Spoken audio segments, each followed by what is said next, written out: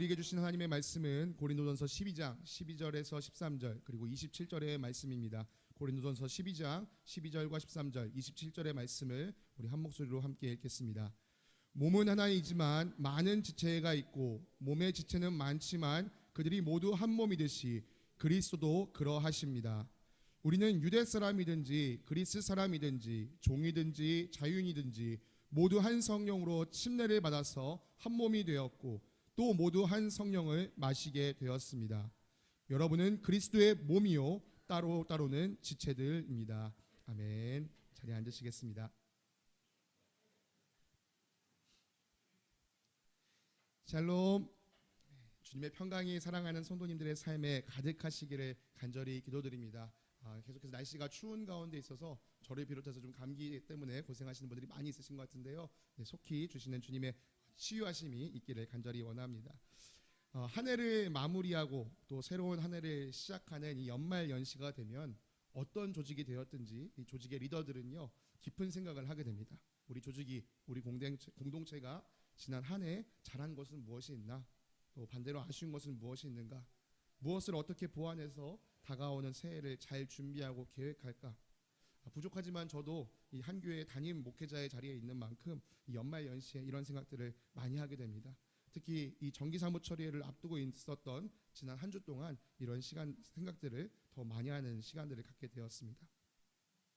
여러분, 우리가 무엇을 평가하기 위해서는요 반드시 필요한 것이 있습니다. 그것은 바로 기준입니다. 아무런 기준 없이 무엇을 잘했나 잘못했나 판단할 수가 없습니다. 그 기준 없이 판단하면요 그것은 올바른 평가가 될 수 없습니다. 그런 식으로 평가하는 것은 그냥 평가자 자신의 취향을 분석할 뿐입니다. 여러분, 회사는 무엇을 가지고 기준을 가지고 평가를 합니까? 실적을 가지고 평가합니다. 이 올해 이 기업이 얼마나 착한 일을 했나, 선한 영향력을 끼쳤나, 물론 이런 것도 중요합니다만 기업이 실적을 내지 못하면, 이익을 내지 못하면 기업으로서 존재할 수가 없습니다. 회사, 기업은 이익을 창출하기 위해 존재하는 곳입니다. 우리 선우, 준우가 운동을 엄청 좋아하죠. 하는 것도 좋아하지만 보는 것도 좋아하는 것으로 알고 있습니다. 요즘이 한창 우리 두 친구가 좋아하는 또 NBA 시즌이잖아요. 제가 알기로 금요일날 경기한 것 같은데 어떻게 됐나요, 결과가? 졌어요. 아쉽게 졌습니다. 여러분, 이 LA 레이커스 선수들인데요, 선수들끼리 사이가 좋은 것도 중요하고 선수들 한 명 한 명 실력이 좋은 것도 중요합니다만 결국 이 스포츠팀을 평가하는 일에 있어서 가장 중요한 것은 승리입니다. 아무리 선수들 실력이 좋고 팀 분위기가 좋아도 승리하지 못하는 팀이라면 스포츠팀으로서는 실격입니다. 스포츠팀의 본질은 승리하는 것입니다. 기업의 본질, 스포츠팀의 본질, 그 본질에서 벗어나면 좋은 기업, 좋은 팀이라고 할 수 없습니다. 그런 점에서 교회의 리더로서 저는 당연히 교회의 본질에 대해 깊이 생각하는 한 주를 가졌습니다. 정기사무처리를 앞둔 이 예배 시간, 이 교회의 본질에 대해서 우리가 함께 깊이 생각하기 원합니다. 교회의 본질을 이해하려면 성경에서 교회를 어떻게 기록하고 있는가를 살펴보면 됩니다. 교회의 가장 오리지널이라고 할 수 있는 초대교회는 부활하신 예수님께서 승천하시고 오순절 성령 강림 사건을 경험하면서 세워졌습니다. 그러니까 이 교회에 대한 자세한 설명, 구체적인 예시는 이 신약 성경 사도행전 이후부터 우리가 살펴보면 됩니다. 특히 바울이 쓴 대부분의 편지는 이 여러 지역에 퍼진 교회와 성도들에게 보낸 것으로서 교회의 일원인 성도가 어떻게 살아야 하는지에 대해서 자세히 다루고 있습니다. 그런 점에서 이 바울의 편지들을 읽어보면 교회를 구성하는 사람들은 이런 사람들이구나, 이런 삶을 살아야 되는구나, 이런 사람들이 모인 공동체는 이런 것이구나 라는 것을 우리가 알 수 있습니다. 바울은 사람들에게 교회를 설명하기 위해 다양한 비유를 사용합니다. 이 공동체가 하나님께서 거하시는 성전이다. 이 공동체는 다시 오실 그리스도를 기다리는 신부다. 이 공동체는 하나님의 가족이다. 그 중에서 바울이 가장 즐겨 썼던 것은 바로 이 교회 공동체는 그리스도의 몸이다라는 사실입니다. 오늘 우리가 읽은 고린도전서 12장은 교회를 몸에 빗대어서 잘 설명하고 있습니다.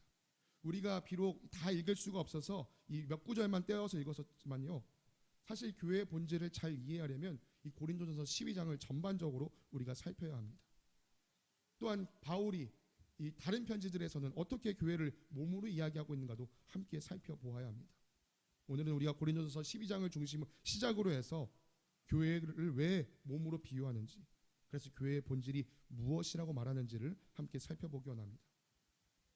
우리가 읽은 고린도전서 12장은 이 성령의 은사에 대해서 먼저 이야기를 시작합니다. 그러면 교인의 필수 조건이 있습니다.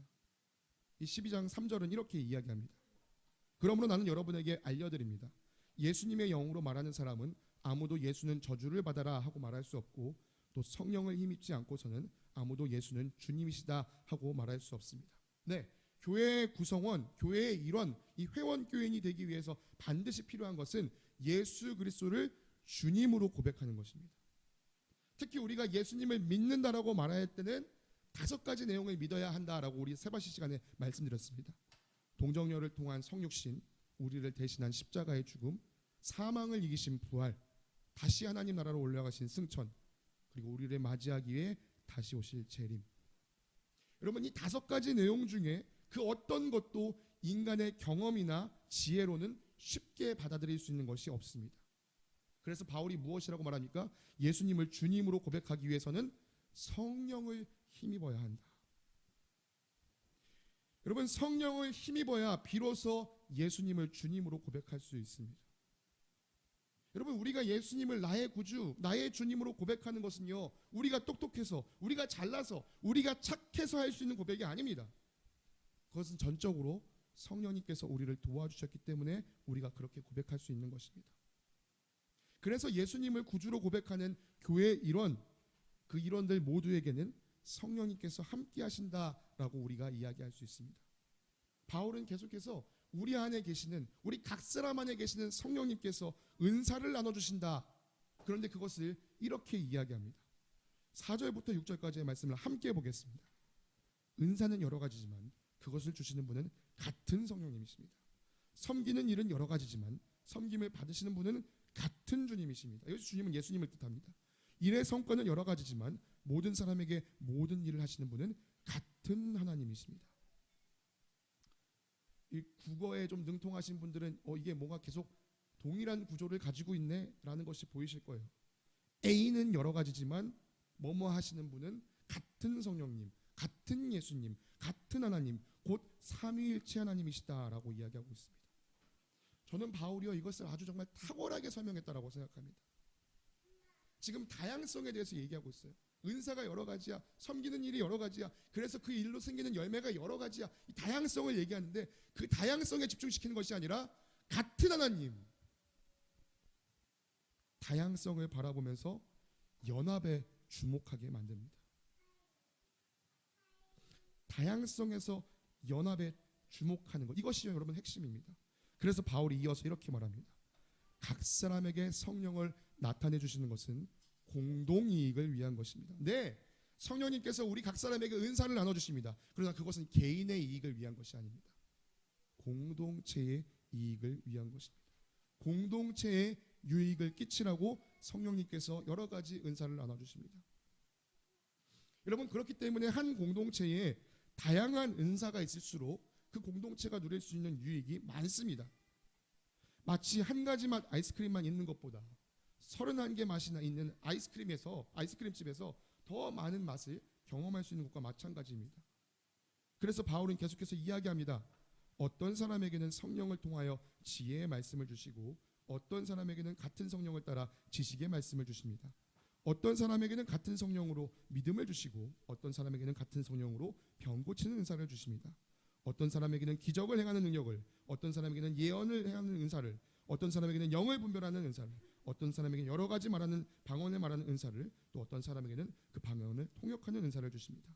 이 모든 일을 한 분이신 같은 성령이 하시며 그가 원하시는 대로 각 사람에게 은사를 나누어 주십니다. 네, 정말 그러합니다. 여러분, 교회 안에는요, 다양한 은사가 있는 것이 좋습니다. 은사가 다양할수록 더 많은 공동체가 유익을 누릴 수 있습니다. 여러분, 한번 생각해 보세요. 우리가 방금 이 예배 시작할 때 찬양팀이 함께 찬양으로 섬겼습니다.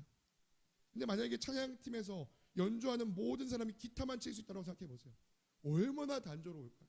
오히려 기타가 여러 대가 되면요 소리가 더 시끄럽기만 할 겁니다.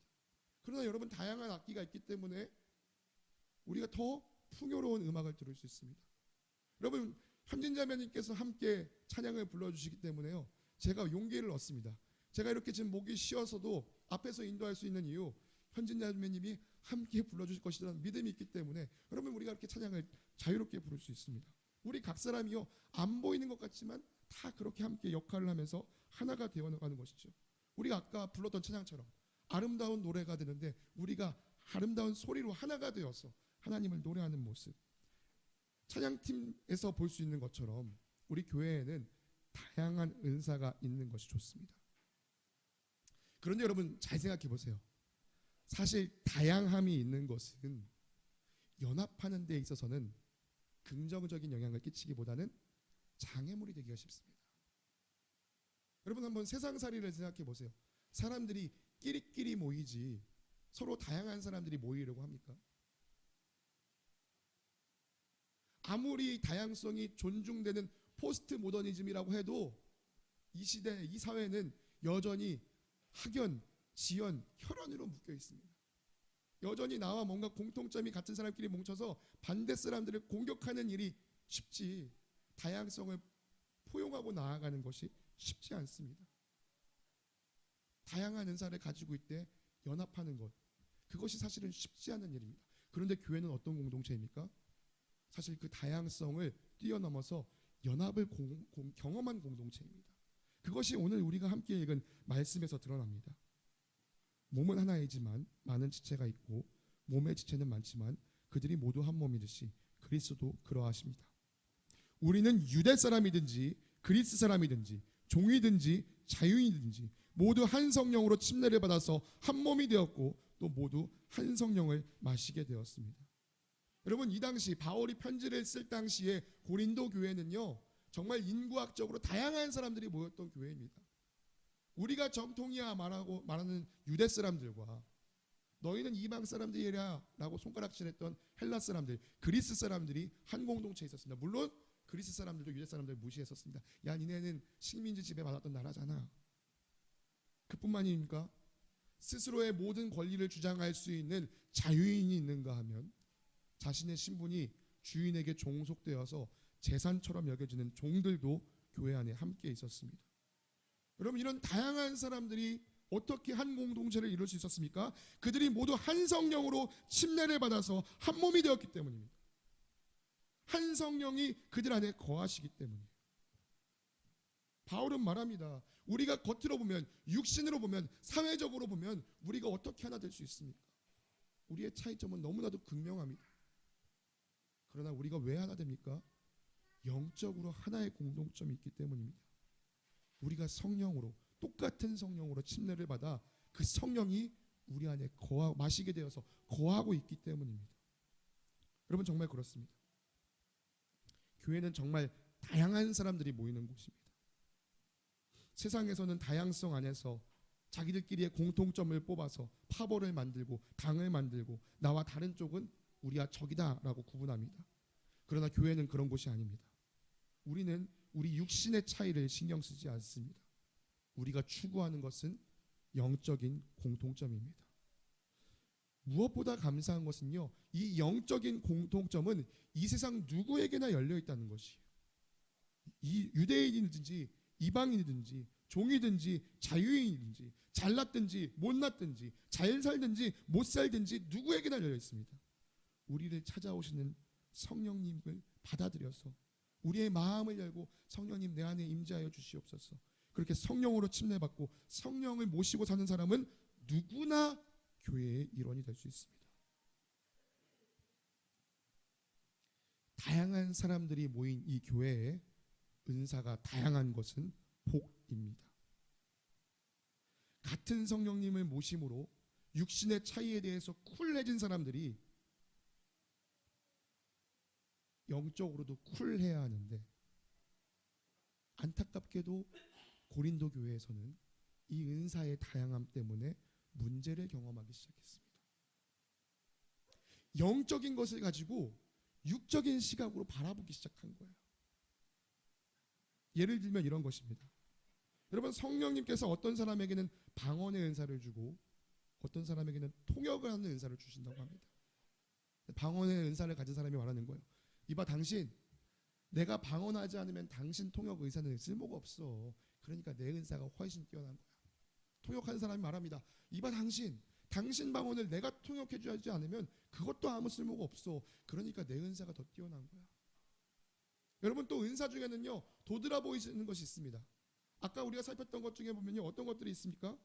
어떤 사람들은 지혜의 말씀, 지식의 말씀을 받는다고 하고, 어떤 사람들은 기적을 일으키는, 병을 고치는 은사를 받는다고 합니다. 당연히 병을 고치고 기적을 일으키는 은사가 더 도드라져 보일 수밖에 없지요. 사람들의 주목을 받을 수밖에 없습니다. 그런데 여러분, 사람들의 주목을 받으면 사람들은 마음이 교만해집니다. 또 그런 은사를 갖지 못한 사람들은 그런 은사를 받은 사람들 보면서 질투하고 또 시기하게 됩니다. 실제로 고린도 교회에서 그런 일 때문에 파벌이 나뉘기 시작하는 거예요. 바울은 그렇게 되면 안 된다.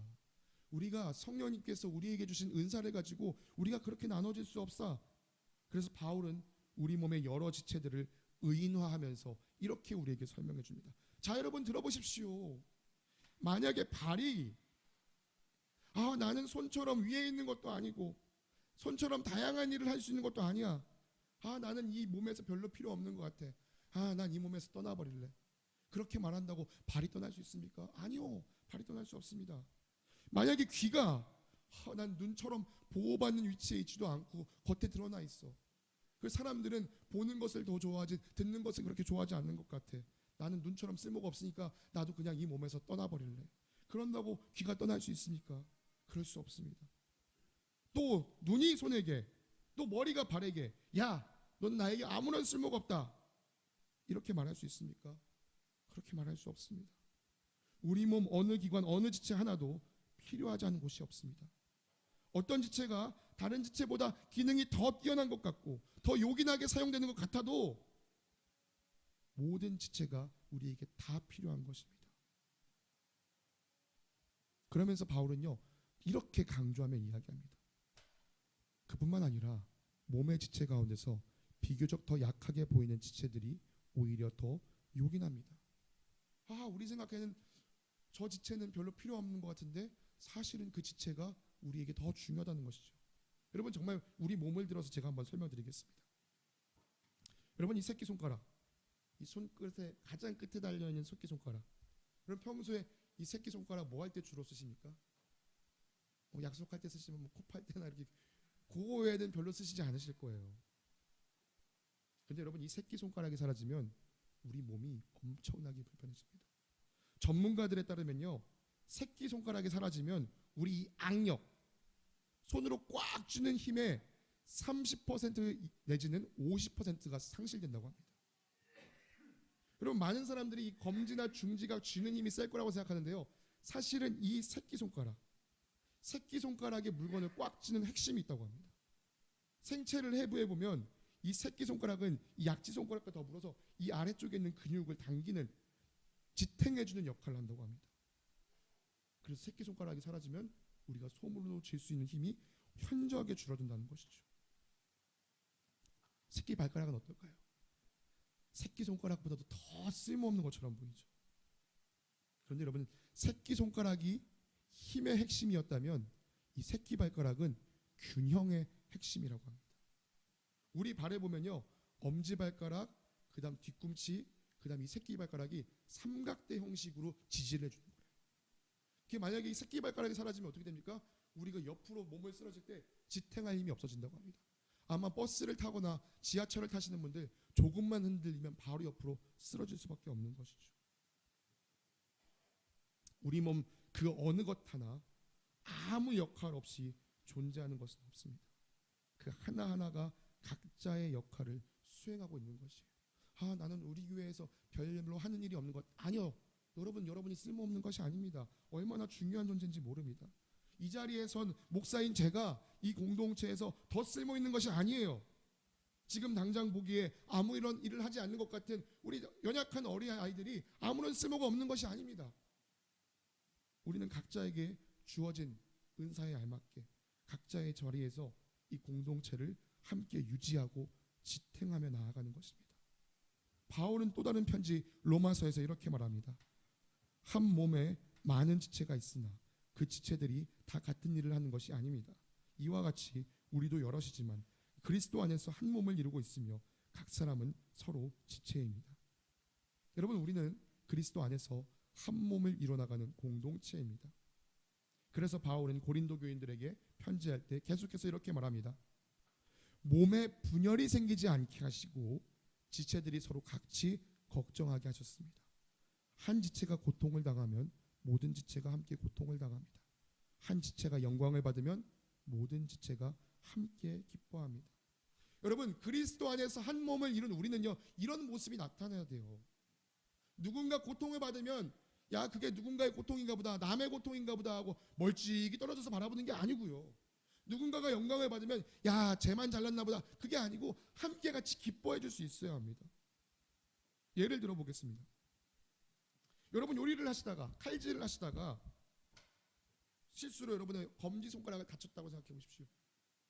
칼질하다가 탁 하찮은 순간에 쓱 한 거예요. 그럼 여러분 어떻게 하십니까? 입에다 손을 금방 대시거나 아니면 오른손으로 다친 부위를 감쌉니다. 탁 다쳤는데 입술이 그걸 보고 어머머 저거 웬일이야, 손가락 다쳤나 봐, 진짜 안 됐다, 엄청 아프겠다, 그렇게 가만히 있지 않고요, 오른손이 이걸 보고 야, 저건 왼손 일이니까 왼손이 알아서 하겠지, 아유 진짜 안 됐다, 우리 안 다쳐서 다행이다, 이렇게 하지 않습니다. 다치는 순간 온몸이 그 고통을 함께 느끼고 어떻게든 그 고통을 줄이기 위해 몸이 움직입니다. 마찬가지로 우리 공동체 지체 중에 누가 하나 어려움에 빠지면요, 그것은 우리 모두의 일이 되어야 합니다. 나랑 평소에 그런 깊은 친분이 없었으니까 그건 남의 일이고, 그건 저건 연목장의 일이니까 전 목장에서 알아서 하겠지. 여러분, 그럴 일이 아니에요. 누군가가 고통받고 힘들어하고 아파하는 게 내 눈에 보인다? 하나님께서 지금 나에게 주시는 마음입니다. 네가 가서 저 지체를 위로해라, 네가 가서 저 지체를 도와라. 오지랖이 아닙니다. 사랑이죠. 여러분, 반대로 한 지체가 영광을 받을 때도 마찬가지입니다. 우리가 손이 재주가 좋은 사람을 금손이라고 말하고 또 손재주가 없는 사람을 똥손이라고 말합니다. 누구가 금손이라고 칭찬받을 때 그것은 손만 기뻐할 일이 아니죠. 왜요? 손도 손으로만 존재하는 게 아니기 때문이죠. 그래서 손이 아닌 다른 지체들도 그 손이 금손이라고 칭찬받을 때 함께 기뻐해야 합니다. 이 공동체의 일이 그래야 합니다. 특별히 성령께서 우리 각 사람에게 나눠주신 은사로 인해서 누군가 칭찬을 받는 일이 생긴다, 그거 질투할 일이 아니에요. 와, 성령님께서 정말 우리 공동체에 저런 사람을, 저렇게 정말 능력 있는 사람을 보내주셔서 우리 공동체가 이렇게 큰 유익을 얻는구나, 함께 기뻐해야 할 일입니다. 우리 모두는 그리스도의 몸이며 따로따로는 지체들이기 때문이죠. 우리가 결국엔 그리스도로 함께 연결된 몸이기 때문입니다. 여러분, 여기서 우리가 주의 깊게 살펴야 할 것이 있습니다. 우리가 어디에 속한 몸이라고요? 그리스도의 몸입니다. 우리는요, 예수 그리스도를 머리에 두고 있습니다. 바울은 성경 여러 곳에서 예수님께서 교회의 머리다라고 이야기합니다. 이런 맥락 안에서, 예수님이 우리의 머리다라는 맥락 안에서 바울은 우리 각 사람에게 서로 다양한 은사를 주셔서 몸을 이루게 하신 이유가 이것이다 라고 에베소서에서 이야기합니다. 우리는 사랑으로 진리를 말하고 살면서 모든 면에서 자라나서 머리가 되시는 그리스도에게까지 다다라야 합니다. 온 몸은 머리이신 그리스도께 속해 있으며 몸에 갖추어져 있는 각 마디를 통하여 연결되고 결합됩니다. 각 지체가 그 맡은 분량대로 활동함을 따라 몸이 자라나며 사랑 안에서 몸이 건설됩니다. 우리가 가진 서로 다양한 이 은사를 가지고 사랑으로 진리를 말하고 모든 면에서 함께 자라서 머리이신 그리스도께로 함께 자라나가는 것, 각자가 알아서 흩어져서 알아서 성장하는 것이 아니라 하나로 연합하여서 함께 그리스도를 향해 나아가는 것, 이것을 두 글자로 말하면 성화라고 할 수 있습니다. 거룩한 변화. 예수님을 닮아가는 것이지요. 이 땅을 살아가는 동안 우리는 계속해서 예수 그리스도의 거룩함을 닮아가는 이 성장 과정을 이뤄가야 합니다. 여러분, 이 성화는요, 나 홀로 할 수 있는 일이 아니에요. 기독교 신앙은 혼자서 득도하는 과정이 아닙니다. 기독교 신앙은 삼위일체 하나님께서 온전히 연합하심 같이 우리도 하나가 연합하여서 나아가는 것입니다. 예수님께서 십자가를 지시기 전에 제자들을 위해서 간절히 기도하실 때 이렇게 기도하셨습니다. 나는 이제 더 이상 세상에 있지 않으나 제자들은 세상에 있습니다. 나는 아버지께로 갑니다. 거룩하신 아버지, 아버지께서 내게 주신 아버지의 이름으로 그들을 지켜주셔서 우리가 하나인 것 같이 그들도 하나가 되게 하여 주십시오. 우리가 하나로 연합되는 것은 우리끼리의 연합으로 그치는 것이 아닙니다. 예수님 계속해서 이렇게 기도하십니다. 아버지께서 내 안에 계시고 내가 아버지 안에 있는 것과 같이 그들도 하나가 되어서 우리 안에 삼위일체 하나님 안에 있게 해 주십시오. 네, 우리가 연합되는 것은 우리의 연합으로 그치는 것이 아니라 하나님과의 연합으로 나아가는 것이죠. 완전한 연합, 사랑입니다. 그래서 예수님께서 자기 제자 공동체에게 이렇게 새 계명을 주십니다. 이제 나는 너희에게 새 계명을 준다. 서로 사랑하여라. 내가 너희를 사랑한 것 같이 너희도 서로 사랑하여라. 너희가 서로 사랑하면 모든 사람이 그것으로써 너희가 내 제자인 줄 알게 될 것이다. 여러분, 연합하려면요, 우리가 즐겁게 연합하려면 사랑해야 합니다. 미워하는 사람끼리 연합할 수 없어요. 미워하는 사람끼리, 사랑하지 않는 사람끼리 연합하는 것만큼 힘든 일이 없습니다. 우리가 연합하는 일이 쉬워지려면 사랑해야 합니다. 그래서 아까 앞에서 살폈던 이 에베소서 말씀도 자세히 살펴보면요, 사랑으로 시작해서 사랑으로 끝납니다. 우리 교회가, 우리 예수제자 공동체가 인정받을 수 있는 유일한 길은 서로 사랑하는 것뿐입니다.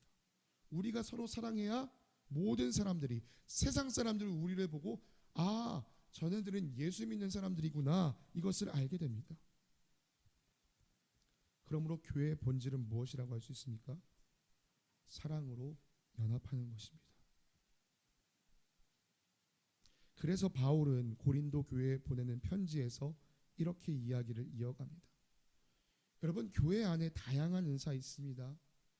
모두가 같은 은사를 가질 수는 없습니다. 하나님께서 서로 다양한 은사를 여러분에게 주십니다. 여러분, 더 큰 은사를 열심히 구하십시오. 내가 그 큰 은사가 무엇인지 여러분에게 보여주겠습니다. 그리고 바울이 계속해서 하는 이야기가 가장 유명한 성경 중에 하나인 사랑장 고린도전서 13장입니다. 이 시간 우리가 함께 고린도전서 13장을 차근차근 함께 읽겠습니다. 시작. 내가 사랑의 모든 말과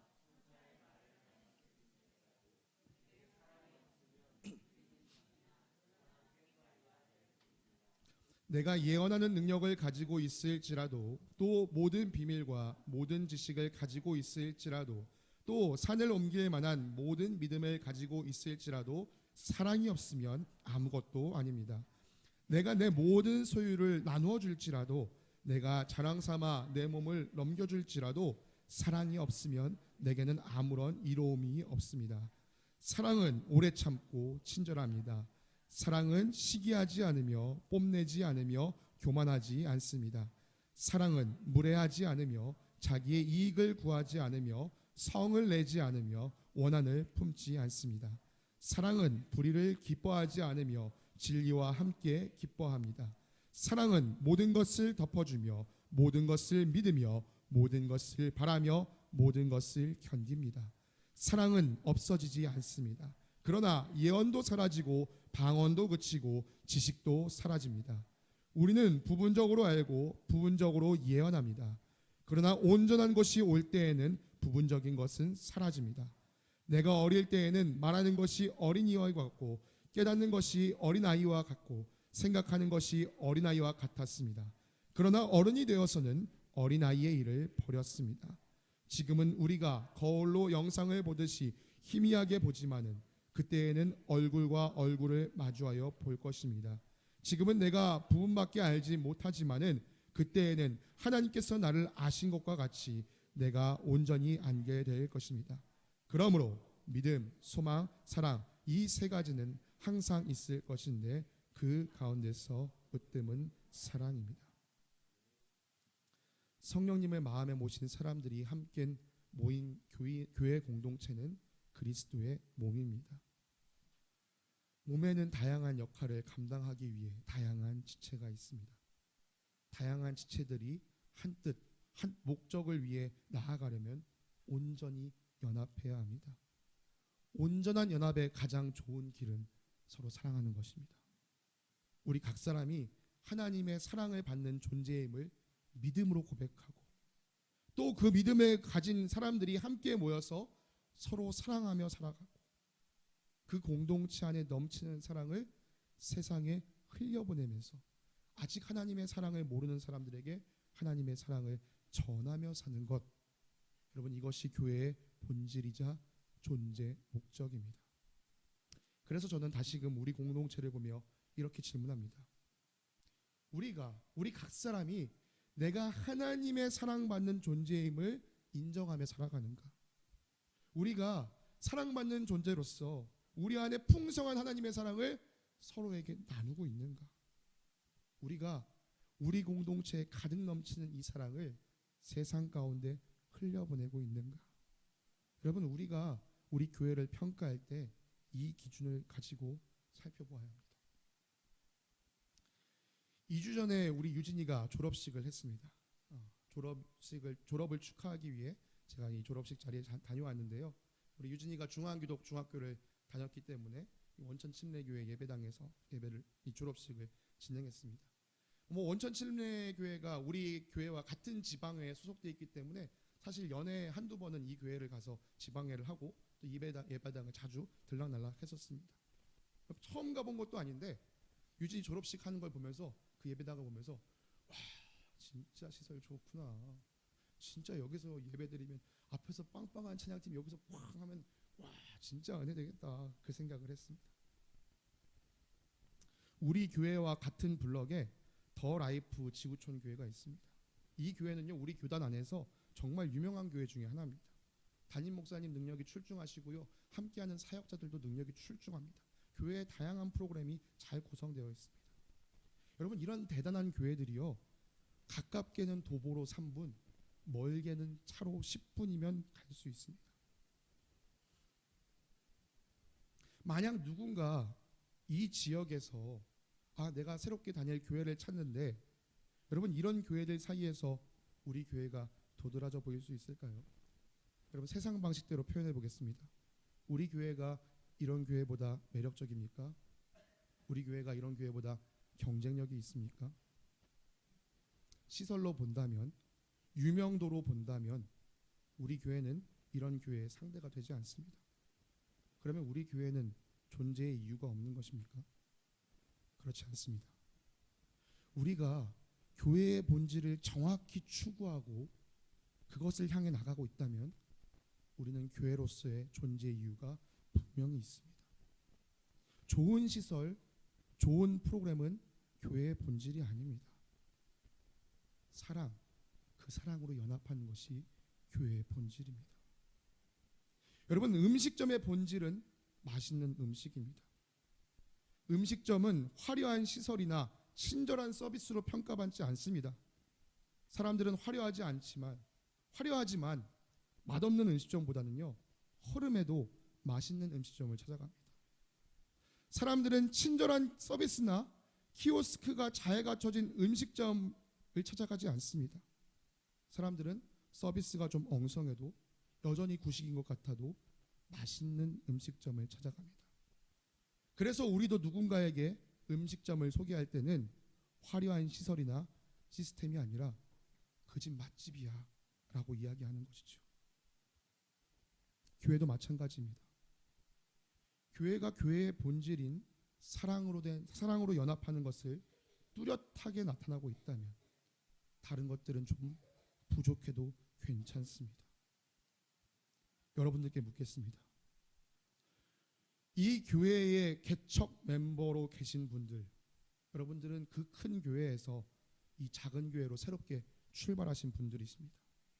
여러분은 무엇을 바라고 그 좋은 시설과 그 좋은 프로그램이 있는 교회를 떠나 이 좁고 험한 길을 선택하셨습니까?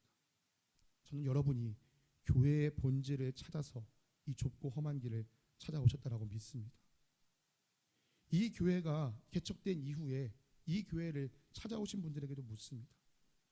여러분은 왜 이 주변에 좋은 교회들, 큰 교회들이 많은데 왜 이 작은 교회를 택하셨습니까? 여러분도 진정한 공동체를 찾았기 때문에 이곳에 왔다고 생각합니다. 그래서 다시 한번 여러분들께 묻습니다. 우리는 지금 교회의 본질을 잘 추구하고 있습니까? 그 본질을 이루기 위해 함께 애쓰고 있습니까? 여러분이 이 질문에 그렇습니다라고 자신 있게 대답할 수 있다면 여러분 이 교회에 소속되신 것을 기쁘시게 여기시고 자랑스럽게 여기시기 바랍니다. 그런데 만약 지금 이 질문에 자신 있게 답할 수 없다면, 내가 자신 있게 답하지 못하도록 막는, 나의 그 입술을 막는 그 장애물, 여러분 마음 안에 떠오르는 그 장애물이 있다면 그 부분이 바로 우리가 지금 보완하며 나아가야 할 부분입니다. 여러분 이것을 확인하기 위해서 오늘 우리가 정기 사무처리회를 가집니다. 사랑하는 성도님들, 교회의 본질을 깊이 생각하시면서 주님께서 우리에게 하시는 말씀, 우리가 어떻게 나아가야 하는지 그 방향성을 함께 확인하기 원합니다. 그리고 정말 이 겨자씨 교회 공동체가 그 어느 때라도 하나님께서 보시기에, 우리 스스로가 바라보기에, 또 세상이 우리를 바라보기에 사랑으로 잘 연합하고 있는 교회다운 교회 되기를 간절히 소망합니다. 함께 기도하겠습니다. 사랑과 은혜가 풍성하신 하나님 아버지, 감사합니다. 사랑으로 온전한 연합을 이루신 삼위일체 하나님을 바라보면서 그 하나님을 믿는 우리들이 주님의 그 온전하신 연합 안에 동참하기 원합니다. 주님, 그러기 위해 우리도 사랑으로 온전히 하나 되는 공동체 되기 원합니다. 교회의 다른 것을 바라보면서, 다른 부족함을 바라보면서 그것으로 주님 불만과 불평 삼는 저희들 되지 않게 하시고, 우리 안에 교회의 본질을 추구하는 모습이 연약한 것이 있다면 그것을 가슴 아파하며 어떻게 이 공동체가 사랑으로 연합을 이루며 그 사랑을 전하며 살아갈까 더 깊이 생각하는 저희들 되게 해주시고, 우리 한 사람 한 사람이 주님께 받은 은사를 가지고 이 공동체를 더욱 사랑으로 섬기며 나아갈 수 있도록 주님 우리를 인도하여 주시옵소서. 그렇게 교회의 본질을 이루게 하실 주님께 감사드리며 거룩하신 우리 주 예수 그리스도의 이름으로 기도드립니다. 아멘.